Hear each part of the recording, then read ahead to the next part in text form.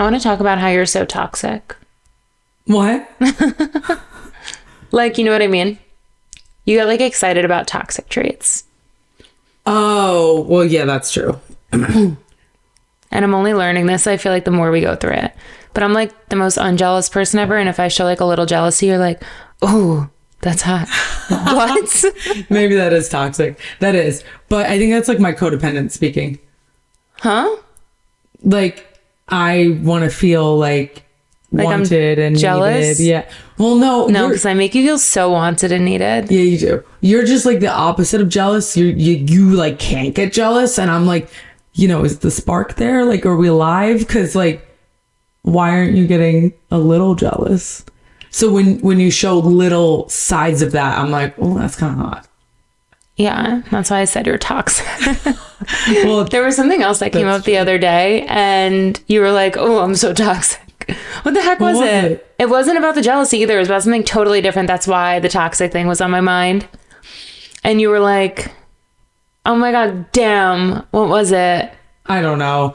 What's up? Welcome to an all new episode of Unwrapped. I'm Daria and I'm toxic apparently. And I'm Toni and I am still a 13-year-old boy. Yeah, but she's very not toxic, so I don't know what to do about that. So yeah, today's episode, we are talking about all the myths and facts in marriage and relationships. Okay, we're going to debunk or agree with some of the myths that are really popular apparently, and say if we think they apply to love and relationships. Do you think a lot of these myths are going to be fact? No. Yes.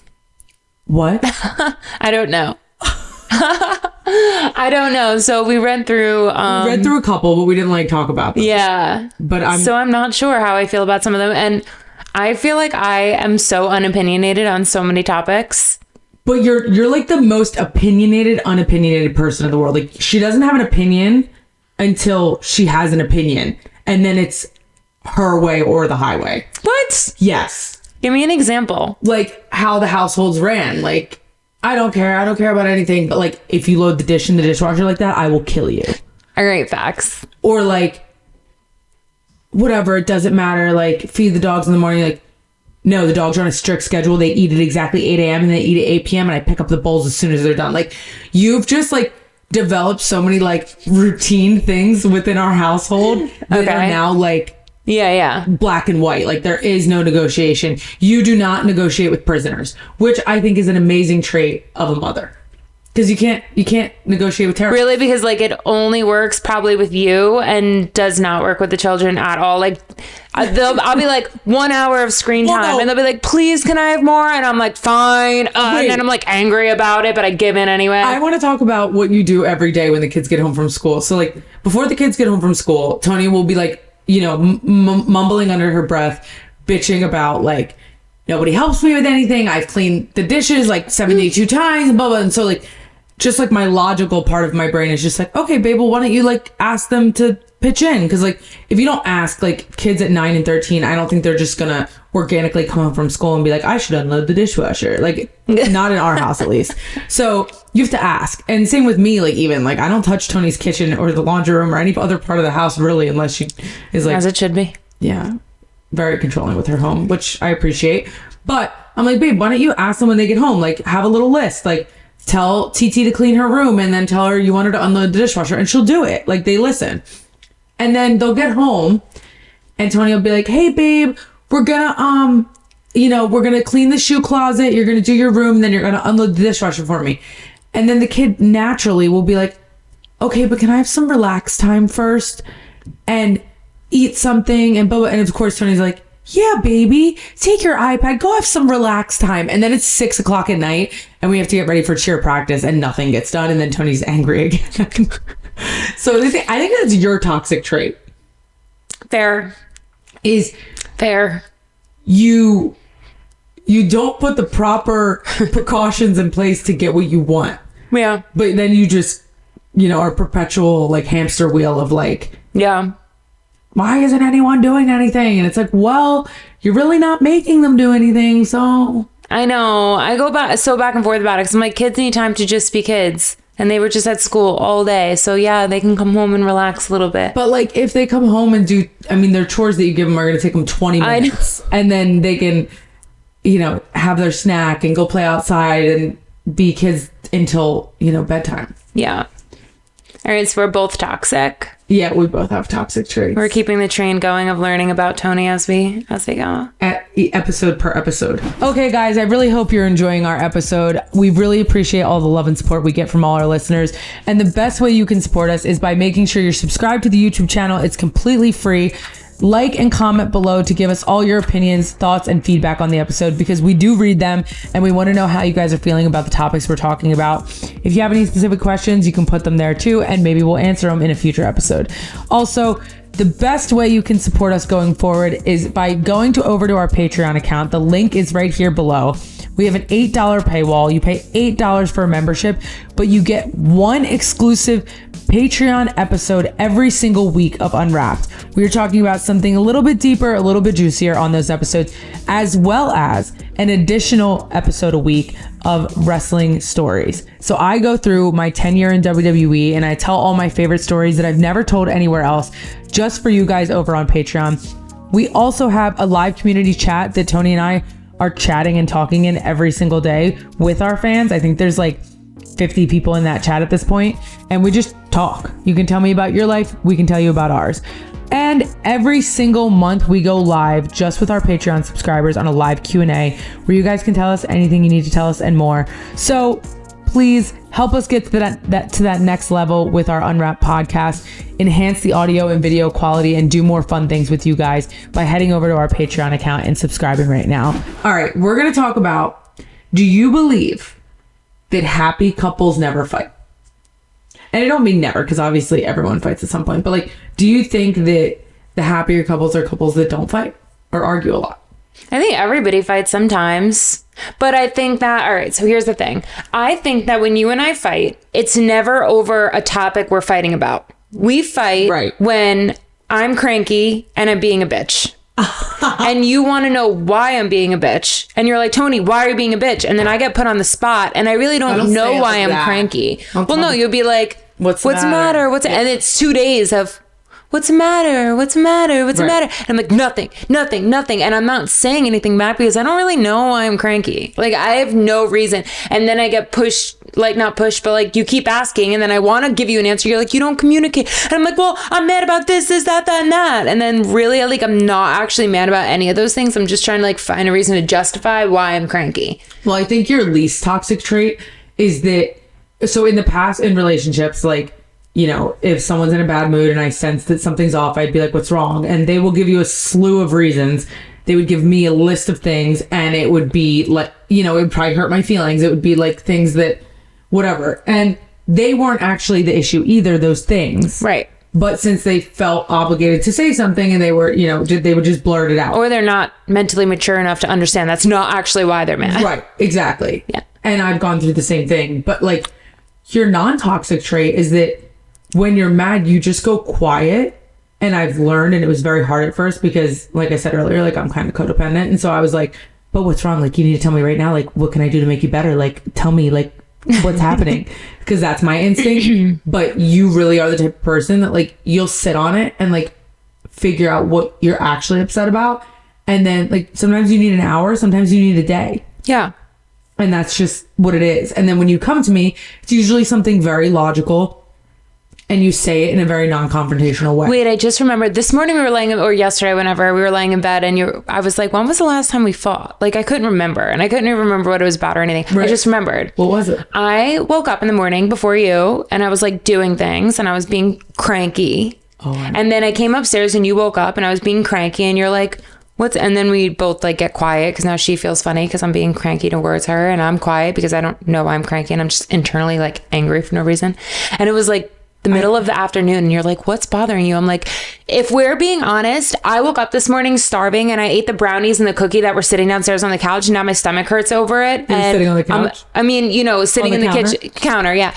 And now, if we're being honest, my stomach hurts, and I feel disgusting, and I'm bloated, and I'm like in pain, and I'm angry at myself for eating that. And I literally giggled and was like, that's the wildest reason I've ever heard to be cranky. Yeah. And actually, that brings me back. I feel like we used to fight so much more when I was in prep, and it would literally be because every Thursday morning I had to weigh myself, and if it wasn't the number I wanted to see, it would ruin my entire day. Oh, that was brutal. Yeah. babe. But that's a conversation for another day. That's like, I feel like a whole topic we should discuss at some point. But Toni during fitness prep, that was wild. Yeah. I think a normal, functioning, happy couple has not fight. I don't like the word fight because like fight. because I feel like whenever we disagree about something, we don't fight about it. No, we talk we'll about have it. arguments sometimes. The only time we fight is usually because I'm cranky about something else or you're cranky about something else. Right.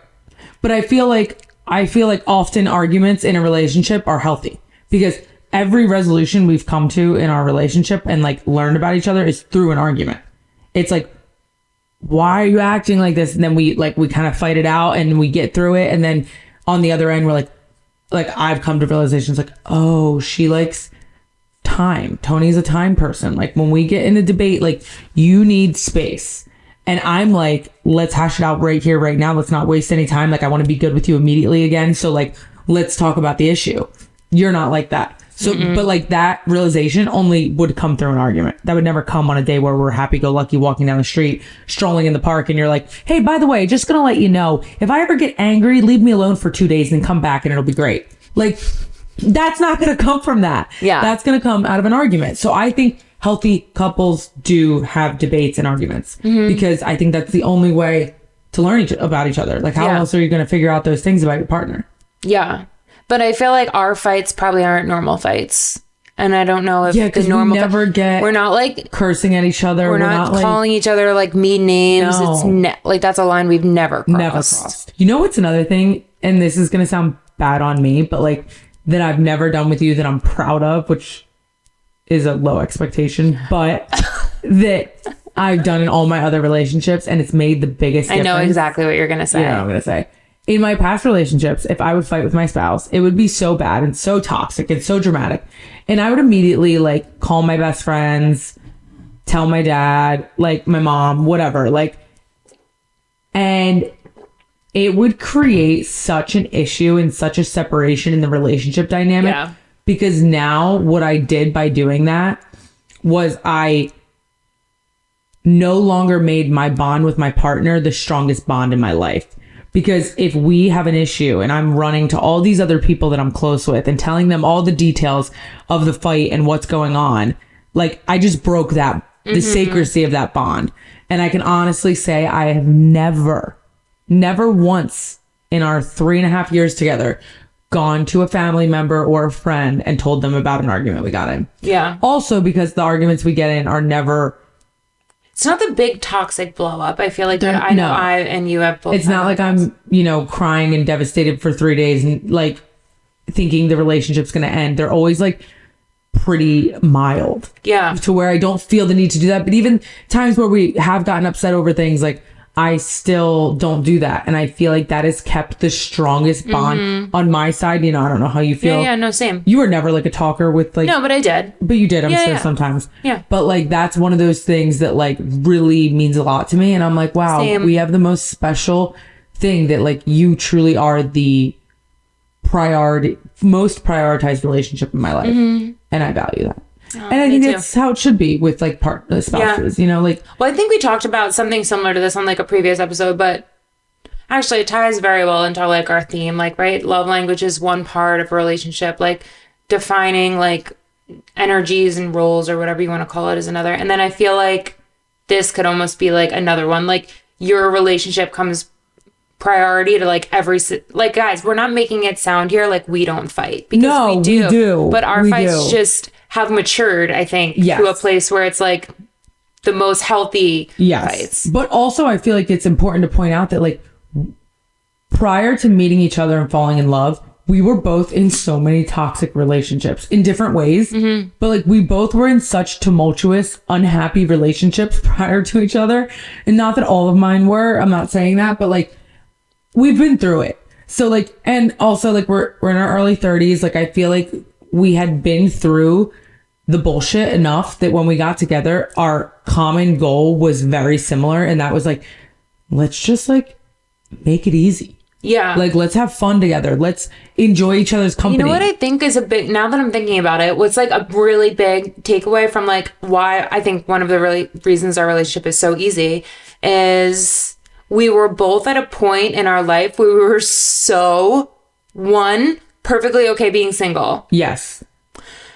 Perfectly independently successful. Yeah. Like financially, like no one's relying on anyone for, and it's like we had no reason to come together except for this good relationship that we wanted. Like the only reason. That is so powerful. It's not trauma bound. It's not financially bound. It's not literally, I didn't need anything from you and you didn't need anything from me. That's such a good point. It's so true. And that's why, like, you know, people are like, oh, like you're my person, but like wrong time, or like right person, right time. Like timing really is everything, because I don't think you would have liked the version of me 10 years earlier.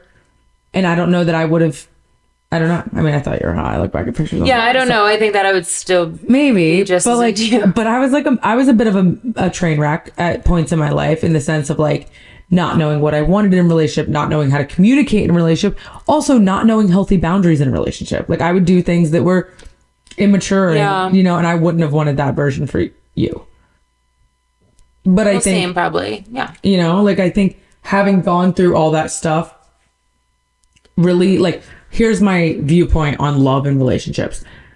You don't know what you don't want until you have it, right? Like, you don't know that it's going to annoy the crap out of you when your partner, I don't know, wakes up at 10 a.m. every morning and doesn't work out, or, you know, drinks White Claws all day. Like, or someone who's unmotivated and doesn't want to do anything around the house and also doesn't want to work. Like, well, so I feel like I would have never been like, I need someone that's like financially stable. Right. That wasn't a prerequisite. No. Yeah. I was like, I'm independent and I got my own and I don't really care what you have. Yeah. But what I've learned from that is then that's somebody that doesn't get up and go to work or hustle or try to build anything or have any goals or any motivation. It's like the attributes that come along with that are the things that were like a no for me, which I didn't learn till going through. Well, and that's such a good point. It's like, there's one thing to want someone who has a lot of money because you like a certain lifestyle, whatever. But there's another thing to want someone who's just financially stable, because with the financial stability or the financial success comes the character traits that you're attracted to, which I'm the same way. Like your work ethic and your ability to care about things and care about yourself and your self-motivation is very attractive to me. And whatever that means financially is whatever it means. Like, I don't need money from you. You don't need money from me. But it's like that, those traits are what I'm attracted to as well. Yeah. I agree with that 100%. But it's like one of those things you wouldn't learn until you. No, like, and this is for you, the people. Like, you, trust me, I was a serial dater. Trust me. Prior to Toni. Trust my words. You do not know what you like and don't like. And this goes for everything. This goes for jobs. This goes for career. Like, you don't know what you don't want until you have it. Okay. And that is called growing up. That's called learning.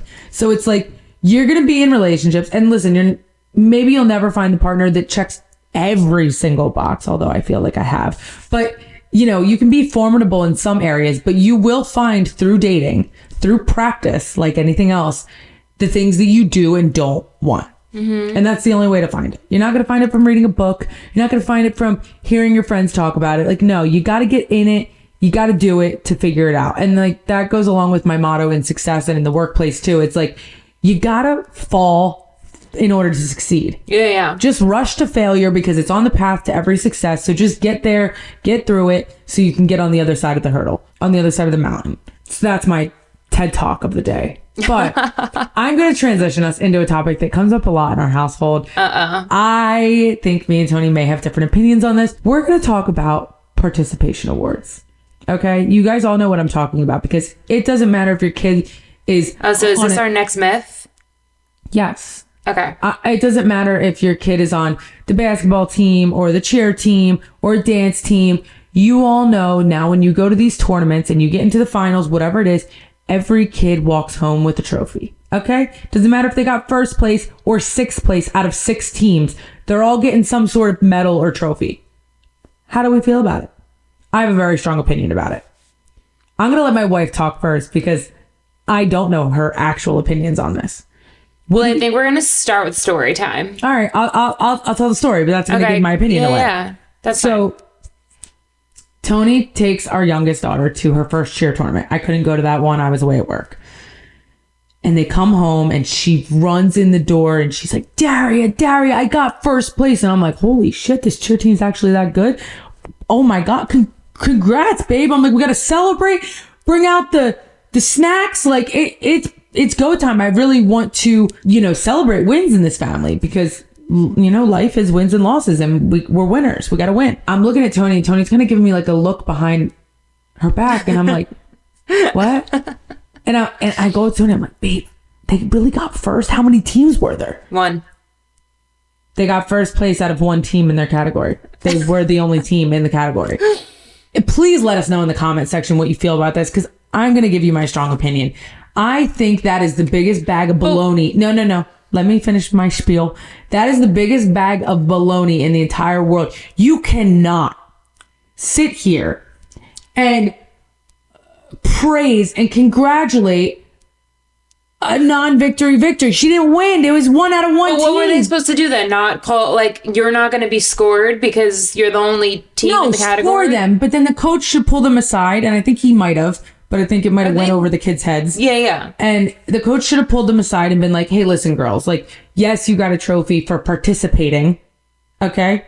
But you didn't win because you got first place out of a total of 1 team. That should have been explained. And it should have been like, hey, nothing good, nothing bad happened today, but let's work harder at practice because next time there's going to be 7 teams and we're still going to get first. Bam. That's your pep talk. And the coach might have done that. But my daughter was very much under the impression that she won the lottery that day. She just won the Olympics. She got the gold medal. And it bothered me. I was like, ew, no, you win when you. Well, I feel like this is kind of a gray area, to be honest, this one. But I feel like it's more like the soccer kids where it's 2 teams, but then both teams, whether you win or you lose, you walk away with a trophy. No. That's like participation trophy. I don't think it's a gray area. I don't know, because then the following weekend they went to the next competition. It was out of 8 teams, and they got first. Okay, then the next 2 they got 4th out of 4. Well, they've only had 3. The next one, I texted you, and I was like, oh, you were like, how'd they do? And I was like, 4th place, and you were like, oh, wow. And I was like, yeah, out of 4. Not bad. And she's like, out of 4. And that one, she came home with an understanding that she didn't do good. Yeah, they were upset. They were upset, which and listen, I don't want my kid to be upset. I want my kid to be happy all the time. But I understand being in very competitive industries my entire childhood and adult life, it's very important to feel sadness and failure sometimes. Mm-hmm. That is the only place that growth comes from. Growth oftentimes does not come from when you're already on top and you now just have the motivation to get better and better. It oftentimes comes from falling short and needing to be better, doing some self-reflection and knowing I got to get my life together and do better next time. I like that pressure. I didn't love it as a kid, failing, but I failed often as a kid. I tried out for the basketball teams all 4 years of middle school and did not make the team not 1 year. 4th, 5th, 6th, 7th, 8th grade, I got cut from the team, okay? Got to high school, tried out again. What balls I had, I don't know. But I made the high school team and I went off to become a decent player. But those setbacks and failures and the tenacity it takes to go through those and keep freaking going is so important to me. And so I was annoyed. But I don't disagree. No, I don't know. I don't think you disagree. But the point we're getting to is I so badly wanted to explain to her that day, baby, you didn't win first place. You got first out of first. It's not bad, but let's take it for what it is. And Toni wouldn't let me. Toni let her have it that day. And because I also want her to gain some confidence, and it wasn't a situation where they got 3rd, but also came home with a trophy and she was still excited as if she got first. I feel like this is kind of a bad example for this one. It's not. I don't think so at all. All the soccer kids getting trophies, even though they clearly lost a game. I don't know. No, I think it's a great example. I think it's a participation award. They got an award just for participating. Yeah. They didn't win anything. They didn't lose anything, but they got an award. But it was the same thing when they came home, and they got 3rd out of 3 or whatever it was. 4th. Yeah, 4th out of 4th. You just want, you want your kid to understand that you don't win unless you're a winner. Yeah. I'm with you. Are you? Yeah. You think all the kids should get a trophy no matter what? No, I don't. Right. No, I don't. No, I don't know. That's what I'm saying. I feel like the cheer one is maybe we're beating this one to a head, but it's like you do all the work, you put all the work in, you go to all your practices, you drive 5 hours away for a cheer competition, and just because they were the only team, I think that for them to not have gotten anything, I mean, like, you guys don't count, and you guys, See, I disagree. You just said you just gave the perfect example. You said, well, they went to all their practices, they showed up, well, listen, showing up is like the bare minimum of winning. I agree, but it's not their fault that they were the only ones in the category. It's not their fault. No, I'm not saying it's their fault. And it's fine that they got the trophy. It's not on them. That's on the organization. But I think you think the organization should have been like, we're not giving you guys anything because you were the only team? I think that's also not really fair. Sure, give them the trophy for being the only team. But the important part is the lesson that comes after from the parents and from the coach. Yeah. Is like, but I think they did. Babe, you didn't really... They might have, but our daughter walked in the door thinking still she won the lottery. I got first place. I'm like, I think she didn't fully understand. Like, that's my point. Yeah. There needs to be an understanding. I think it was a vital place to teach a lesson. All right, myth number 3: kids have to come first. Like in a relationship? I get in a family dynamic. So I'm gonna start with telling how it was when I was growing up and the outcome of that. Growing up in my household, my mom and my dad got divorced when I was 2. And then my mom and my stepdad got married when I was like 5 or 6 maybe. So most of my upbringing was with my mom, my stepdad, my 2 sisters. My mom very much prioritized the kids. It was very obvious that the kids predominantly came first. And I think it may have been like a detriment to her marriage. You think that was the reason? Well, I mean, there's a million reasons. It wasn't a good match, my mom and stepdad. But I think that my mom had like almost an obsession with her kids to a detriment, to a fault. Well, she's got like that codependency, like now you have, and it was just with the kids is who she picked. Yeah. But I also think my mom was like always like our friend more than like, a mom figure. So I think but I'm gonna turn to you on this. Who came first in your household growing up? Nobody. Wait, what?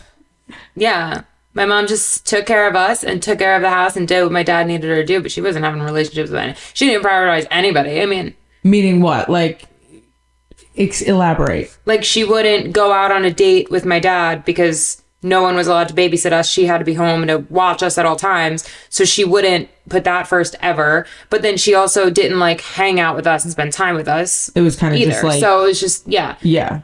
Probably transactional. A bad example. Yeah. But I think I have pretty strong views on this one. Okay, so you go first. And I don't know if it's what you're going to think it is. I don't know what it is. Yeah. I 100% think, and I think my views changed. If you would have asked me 8 years ago, it was very different. It would have been always the kids come first. Now I'm very much the partner comes first.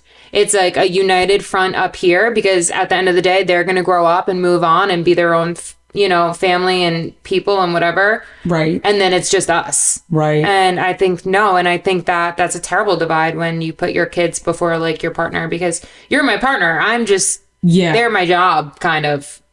Ooh, but like kind of, you know what I mean? I feel like, yes, I think the synergy and the bond of the partnership has to come first in the sense that like it needs to be us against the world. Right. Because oftentimes, and you guys who have kids know this, like in parenting, if they can divide and conquer, they will. And it's not malicious. They're just kids. They're trying to get what they want. And so if you guys aren't united and on the same page, it makes it very hard to parent. Like if I'm going behind Tony's back and hanging out with Giovanna and being like, I don't know why mom's being like that. She's so cranky today. Just don't worry. I'll give you your phone later.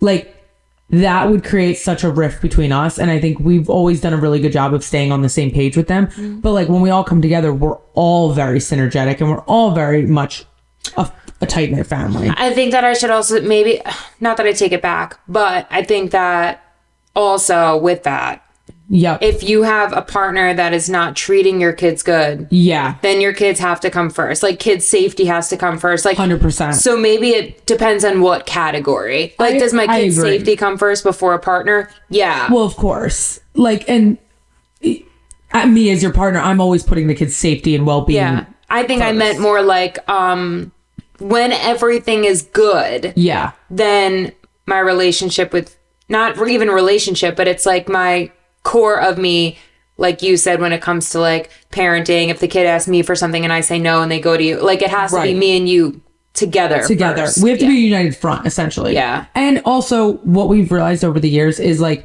if we don't prioritize like dating each other and we're always with the kids, which we have the kids 100% of the time, 99.999% of the time. So like, it's always us and the kids. If we don't date each other, like we start to resent everything. And it makes it much harder to like, we literally like the less time we spend together, we like argue more. Like it's so weird. Because you still have to like, a marriage is something you have to continuously work at. Like you have to continue to build the bond, continue to date each other, continue to show thoughtfulness and tenderness. And so like, if we're not dating and all day long, we're just shuttling the kids around to sports and taking them shopping and like constantly in that mode, we forget to be in wife and wife mode. And then like we lose, you know, and then we're not as happy for the kids. And so I think to be the best we can for the family, for the kids, our bond has to be so strong and we have to nurture it.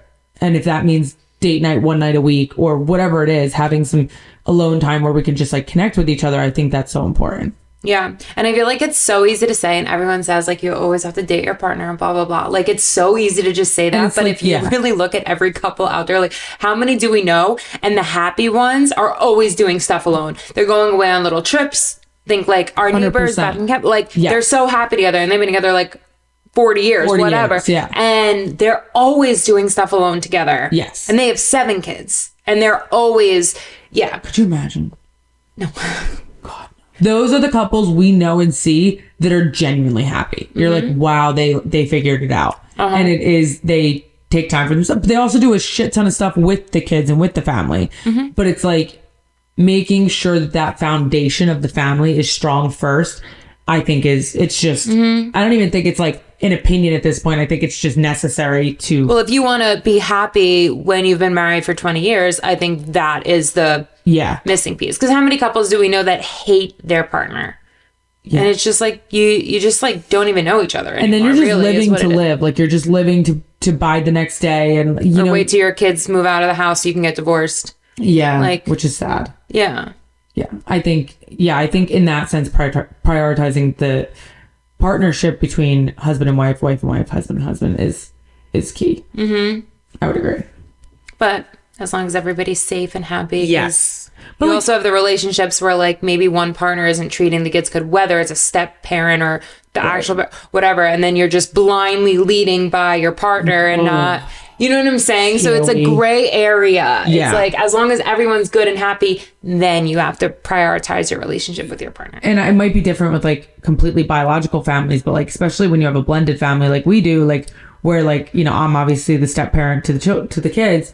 Like if I were to come in and there was some sort of unhealthy dynamic between me and the kids, then like your mother instinct is going to take over and have to prioritize the kids because you're going to feel the need to protect and compensate. Which this was like a very common fight in my last relationship. Yeah. And it was because I felt like she didn't treat the kids as good as I do, or take care of them as good as I do and treat them as good as I do. And, you know, whatever. Right.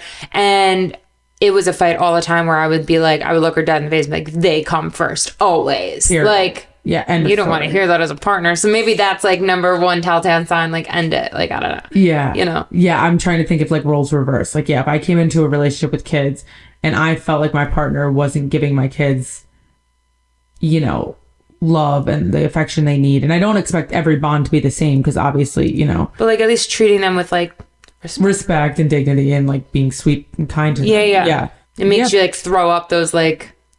Yeah. You know. My mama bear instincts would fly to the ceiling. I'd be like, you get the away from my kids. So maybe takeaway, if you don't feel like your partner is your number one priority above all else, reevaluate that whole situation because there's obviously a reason why. Yeah. I guess. And we've heard of really sad stories of blended families where like the one partner doesn't treat the non-biological kids. Well, we listen to a lot of true crime. I'm like we heard, but like through Annie Elise's true crime podcast, but like that makes me really sad. Yeah. And there's like a lot of abuse and it just makes me sad. Well, like look at the brothers that are about to get out of jail that killed their parents. It was like the mom always like turned a blind eye. I'm saying Menendez brothers. Menendez, but they were biological. They were biological, but that's what I'm saying. It could happen in any, and it was like the dad abusing them, and the mom knew about it, but she was so loyal to him that she just turned a blind eye. Don't do that, guys. That's a good point. Don't do that. Yeah. Don't be blindly choosing your partner first when you know that. Yeah. But that's what I meant with like that kind of stuff. Your babies are your babies. Oh, that's so sad. I hate that story. Okay. I know. Okay, guys, I really hope you're enjoying our episode. We really appreciate all the love and support we get from all our listeners. And the best way you can support us is by making sure you're subscribed to the YouTube channel. It's completely free. Like and comment below to give us all your opinions, thoughts, and feedback on the episode because we do read them and we want to know how you guys are feeling about the topics we're talking about. If you have any specific questions, you can put them there too, and maybe we'll answer them in a future episode. Also, the best way you can support us going forward is by going over to our Patreon account. The link is right here below.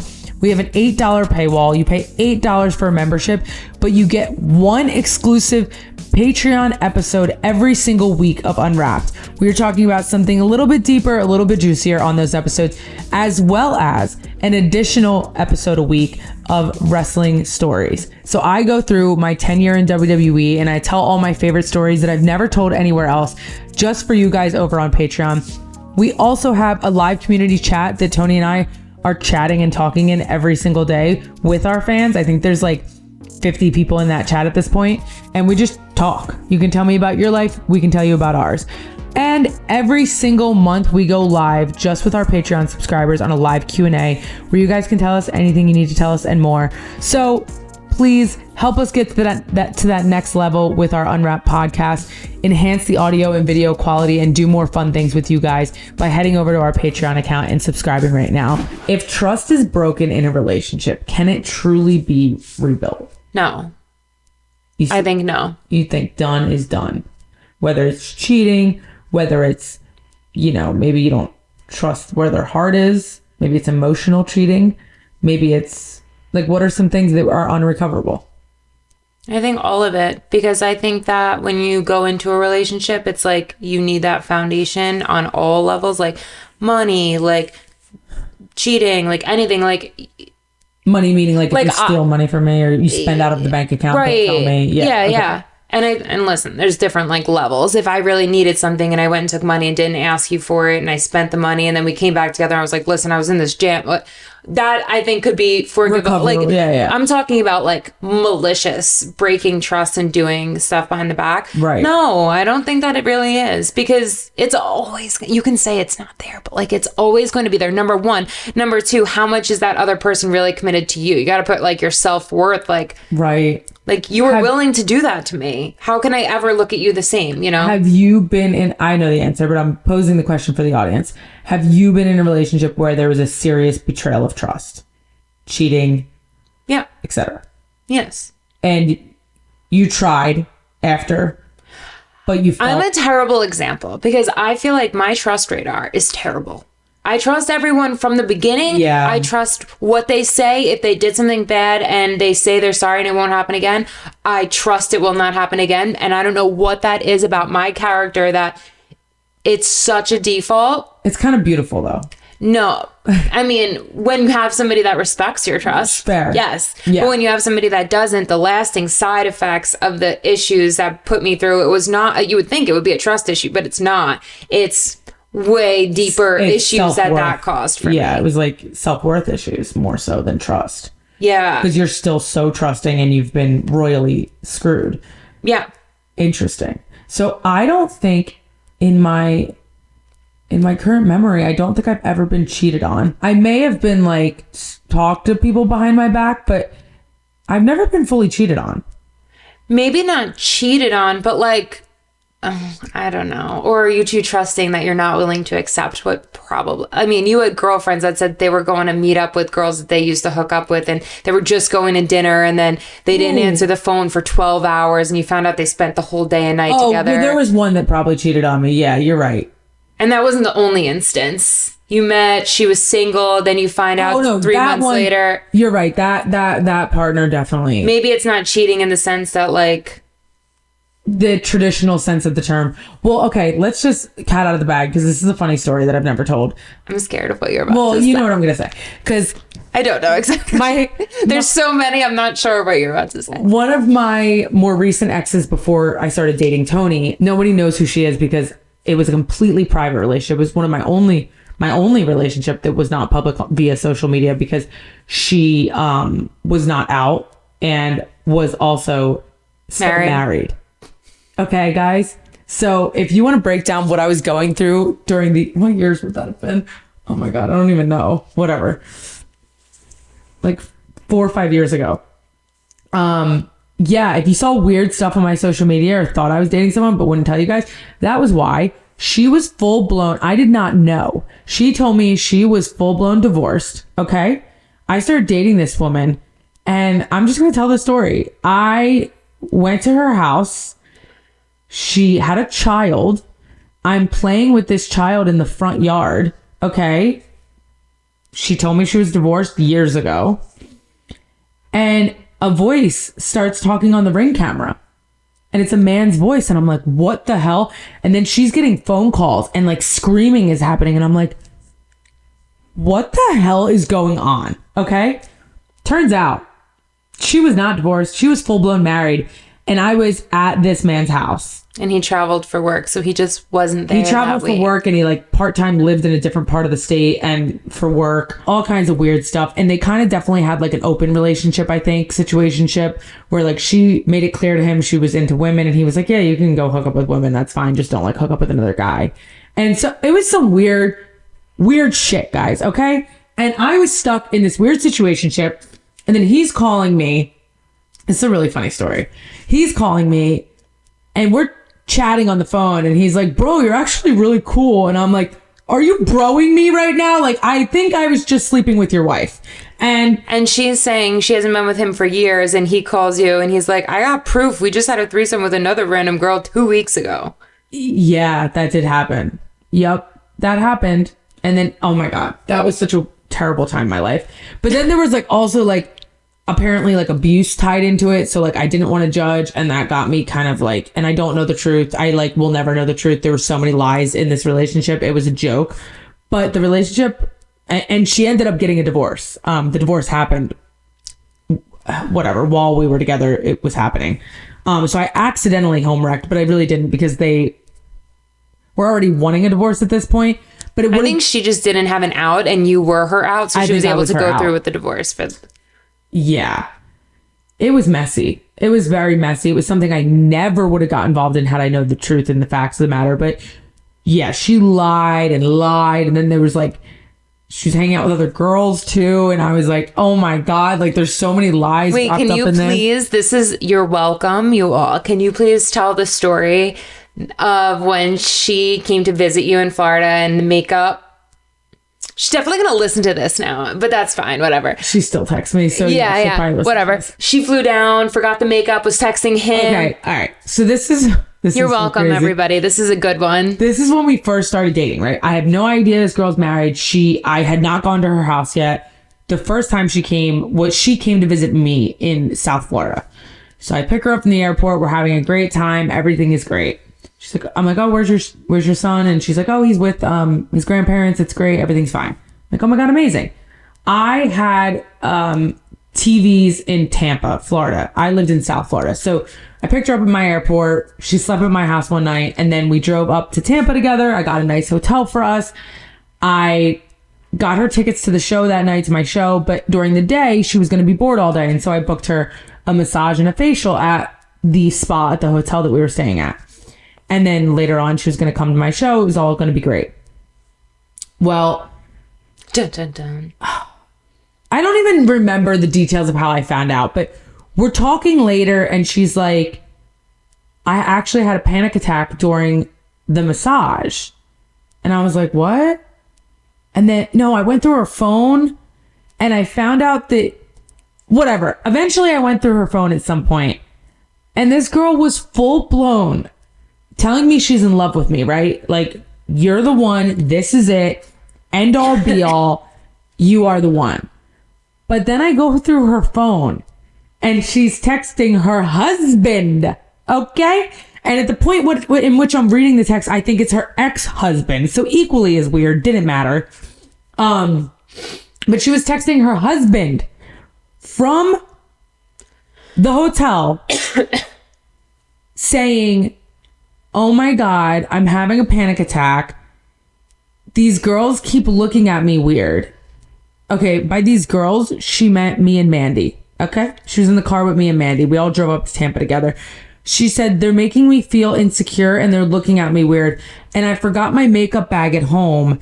And what am I going to do? And he thinks... But wasn't Mandy not even there? Didn't she say these girls, but actually it was the two of you alone, but she had to tell him? No, Mandy was in the car with us. Oh. She was acting like she was visiting a friend down in South Florida. Yeah. Like, obviously. She was full on still with her husband and lied about who she was going to visit. The text that I'm reading, guys, the night that she's staying in my hotel room are like to her husband saying like, baby, I miss you so much. I don't want to be here. I don't want to be with these girls. I love you. And then like he got mad at her because she didn't answer for a period of time, which was the period of time she was with me because obviously she can't be texting her husband.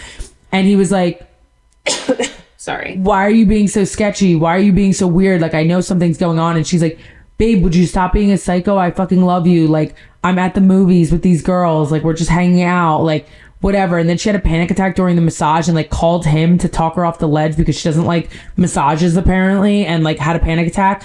And all this crazy shit that I'm reading on her phone. And I'm like, wait, but what happened with the makeup? Didn't he send her like $100 to go get makeup, and she also asked you for money to go get makeup or something? No, that didn't happen. She forgot her makeup bag and was telling him that like she was so insecure because she didn't have her makeup bag and she was having a panic attack about that. And then no, he thinks he paid for her massage at this hotel. So she's sending him text messages saying, thank you, baby, so much for the massage. Like, I appreciate you doing that. I'm sorry that I didn't enjoy it and I had a panic attack. And so when I found out, I'm like, bitch, how did this man think he paid for the massage when it was on my account? I booked it through the hotel. She's like, well, he like sent her money to pay for a massage so she could relax while she was away. And I was like, whatever weird situationship you just brought me into, I want the fuck out. But then you stayed for another year and a half. This girl was very good at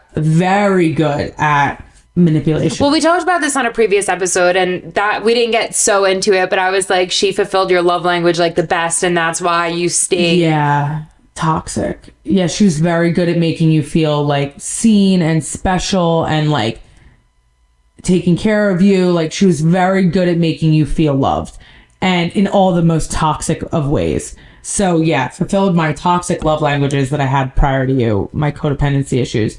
For sure, and that's why I stayed. But she was also really good at spinning a story. And I'm just going to say it. There's times where me and Gianna, Liv, my best friend, were hanging out, like researching for hours, trying to put together her lies to prove that they were lies. We were calling hotels, like, did this person stay here? Like, we were full on. I can't even believe Gianna entertained all of this. Oh, Gianna loves that stuff. She does? Oh, yeah. G's like down. Well, I picture her like Mandy's when you down. guys went to her house to drop off the ring, and Gianna's like, bro, it's called. Get out of my car. No, but Gianna was the one that was like, let's go drop off the ring. Oh, no, Gianna is game for any kind of scam. Okay. Mandy's the one that's like, probably more. Yeah, I'm like Mandy. You're like Mandy. Like, I don't got time for this shit. Like, yeah. Nah, don't go see that girl again. No, me and G are like in the weeds. Like, we're down for Oh a my game. God, that's so funny. Oh yeah. Tony's referring to another story with the same girl where I like dropped off her ring that she had given me because we had Monday Night Raw in Detroit and she lived near the area. And so I was like, let's go drop the ring off in her mailbox. And Gianna was like, let's do it. Like, she was so game. And then we dropped it off and she knew that I was at the house. And she was like, come back. And then she jumped in the car and jumped on my lap screaming and crying like, my baby, you can't leave. Like, man, she was good at manipulation. Too good. But yeah, that was the time that I dated a married woman and I had no idea. Well, on that note, did we have any other myths or was that the last? I think we should end it there. I think that was a good ending. Mic drop. 1, 2. But you're gonna have to hand over the sour candy because oh my God, I forgot. We are doing our Unwrapped sour candy challenge. I want to know, we started this episode. I don't know if you guys heard us talking about how Daria is toxic. Yeah. And I just want to I think we ended it with Daria's make toxic. that, full circle moment right there. My wife is toxic, if you weren't aware. No, I'm not anymore. Tell them how healthy I am now. She's so healthy, but it still turns her on when I get jealous. Well, just a little Of jealousy other- is healthy. I mean, I want to know if she still has a soul. Sometimes Tony not be caring about things, and I'm like, are you alive in there? Like, hello? I'm your wife. Anyway, what's my promo going to be on? Should I talk about the topic we already discussed? Let's hear it. Tell me how you really feel. Oh, God. I'm so sick. People, who suck. I'm so sick of the participation awards, okay? We live in 2025. Life is not easy. Relationships, jobs, careers, all of it is hard. Nothing comes easy. And when you give these kids goddamn trophies for showing up, like you said, like you went to practice, you showed up. Congratulations. What is that teaching them about life? It's teaching them that they should be waiting for the hand clap at the end of everything that they do in life. And life does not clap for you, okay? You know when you get clapped for? When you're at the top and you've already won. Not on the journey, not on the grind, not on the ride there, not at the bottom. Nobody wants you there. They start clapping once you're at the top and you don't need any claps anymore, okay? So you gotta go through a clapless life to get to the top and achieve great things. Nothing is easy. Staying in shape is hard. Being fat is even harder, okay? All of it is hard. Stop with the participation trophies. You get a trophy if you get first, second, or third place if there's a minimum of 10 teams, okay? We're not giving first, second, and third when there's 3 teams. You get first, you win. The other 2, you're losers. Go home, be sad about it. Be sad after you lose the basketball game. Be sad if you miss all your foul shots. Be sad, because that sadness is what's gonna fuel you. That failure is what's gonna fuel you to do better, okay? Winning all the time or being told you're winning all the time when you're not winning is doing nothing for our kids. Thank you, and have a good day. Oh my God, I sat here like literally wincing my face thinking about the sourness and it wasn't even in my mouth. But These you are guys terrible. heard it here first. We hope you enjoyed this episode Of Unwrapped with Daria. and Toni. We will see you guys next time. Bye.